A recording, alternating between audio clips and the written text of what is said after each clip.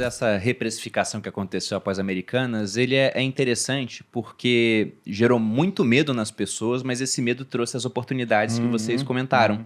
Porque depois que aconteceu a fraude de Americanas, começou a sair um monte de matéria, vídeos no YouTube, qual será a próxima Americanas?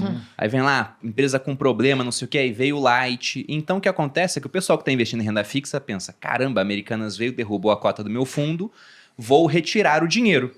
E aí geralmente fundo de renda fixa tem um prazo de resgate mais curto, né? Por exemplo, a Previdência é D+9, você pede um dia, recebe 9 dias úteis depois. Aí se muita gente quer retirar ao mesmo tempo, o gestor vai ser obrigado a vender alguns ativos.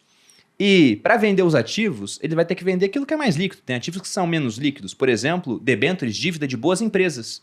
E para vender na pressa, ele vai ter que vender mais barato. Então, quando ele vende mais barato, o retorno prospectivo à frente fica maior. Quem está comprando esse negócio está fazendo um bom negócio. Então, essa reprecificação é muito ruim para quem tem que vender com pressa, é muito bom para quem pode aportar e esperar o longo prazo passar, porque os retornos tendem a ser maiores depois. E quanto a essa questão da pulverização, o pessoal não se dá conta disso quando investe em renda fixa. O pessoal acha, achei uma boa oferta aqui de renda fixa, vou investir nesse CDB, nesse CRI, CRA, numa debenture, né? Inclusive CRI, CRA e debenture tem muito risco escondido que a pessoa física não consegue ver. Ah, tem uma garantia, você não sabe nem para que você está emprestando às vezes, é empresa que você desconhece, né? Então, eu já não entraria em CRI, CRA, debenture de empresa que não é listada em bolsa, porque não é transparente. Inclusive, Bruno, indo nessa linha, você tem lá a questão de, não, mas essa empresa, né, tem um rating muito bom. Americanas era AAA. Exatamente. Né?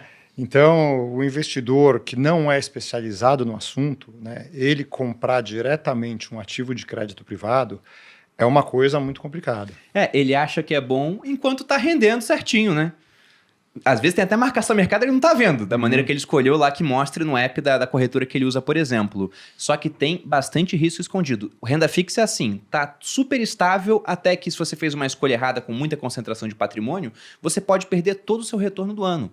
Renda fixa é emprestar dinheiro para alguém. Então, dando um exemplo, vamos supor que eu tenha 10 mil reais e decido emprestar dinheiro para as pessoas.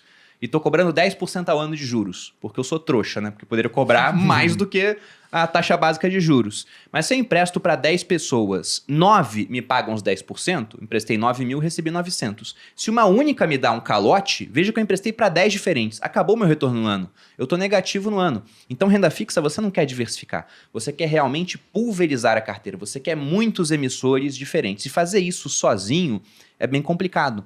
É melhor fazer via fundo. Aí quando o fundo tem um problema, ele tem uma queda, sim, mas é muito pequena e ele tende a recuperar rapidamente. Agora, se você faz sozinho, poxa, primeiro que a chance de você estar comprando gato por lebre é muito grande, olhando só a taxa de retorno sem saber aquilo que vai acontecer. Se a taxa é muito alta, geralmente há um motivo. Deve ter muito risco por baixo dos panos que você não está vendo. E o Vitor deu um exemplo aqui de um fundo exclusivo, que geralmente é assim, o cara tem muito dinheiro, mais de 10 milhões, para a estrutura do fundo ela vir a compensar, e ele quer investir num fundo só dele, justamente para fugir de imposto. O Gui citou o Come Cotas, é um adiantamento do imposto de renda, que ele é sempre cobrado no final de maio e novembro, numa alíquota de no mínimo 15%. Você, investidor do varejo, quando investe em um fundo de renda fixa, quando investe em um fundo multimercado, vai ter cobrança de imposto de renda 2 vezes ao ano, ainda que você não venda. Em 30 anos, são 60 cobranças de imposto. E o pessoal que é dono de fundo multimercado fala, isso aí não interessa muito não, basta ver a performance, não sei o quê. Só que se esse fundo tivesse a mesma carteira numa previdência, você deixaria de pagar imposto durante todo esse período. Então, previdência é uma solução boa para o cara do varejo. O cara que é muito rico, ele pode falar, não, eu quero um fundo exclusivo só para mim. Geralmente esse pessoal faz o quê? Cria esse fundo e não coloca lá um gestor para selecionar os ativos em si. Ele coloca um head para montar uma carteira de outros fundos. Então, o cara do fundo exclusivo faz exatamente o que a gente faz na Grão, que é construir um fundo para investir em outros fundos. Só que ao invés de ter 10 milhões para acessar a estrutura, você pode acessar com R$100 e pagando uma taxa para a gente de 0,59. É basicamente isso. E a gente